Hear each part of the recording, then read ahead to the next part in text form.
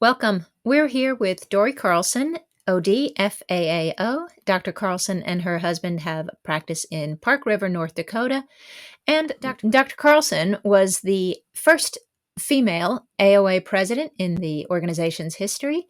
And since that term ended, she has found that helping others develop leadership, their own leadership potential, has really struck a passion with her. Please tell us about that, Dr. Carlson, and welcome. Yeah, thanks, Birchlin.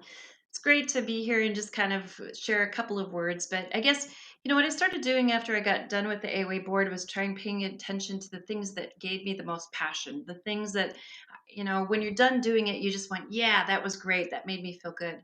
And I guess I kept coming back to things that added value to other people and inspiring other people to become better leaders. And for me, the bottom line is leadership's about influence. We all influence people.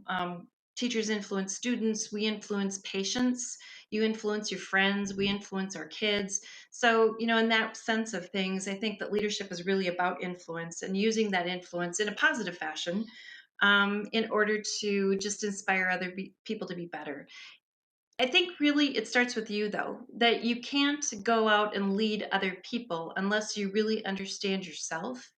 And so, what you can do to develop your leadership skills, whether that's through podcasts or, going on websites and doing things. I spent 6 hours last Friday and Saturday listening to motivational speakers through John Maxwell and learning how to be a better leader myself. What can we do to better ourselves as leaders that we in turn can then inspire others to be?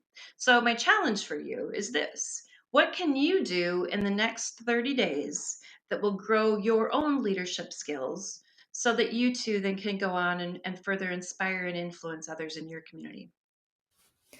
And what might some of those things be, Dr. Carlson? I mean, what is a 30-day leadership challenge that somebody might take on? So, I recently led a leadership seminar, if you will, at my state association. And some of the things we talked about is how can you better yourself? So one of those is personality testing. You have to know yourself before you can grow yourself. We happen to use discprofile.com, and lots of industry does. J&J does. I know that. Elcon does. At least they used to. And they use that for understanding the personalities of the different people that they work with. So that's one avenue. There's a whole host of others of those. Again, it's the things that you can do. I just signed up for something through simonsinek.com about the 9 routines that you can do to better your daily routine. There's so many things that are available on the websites.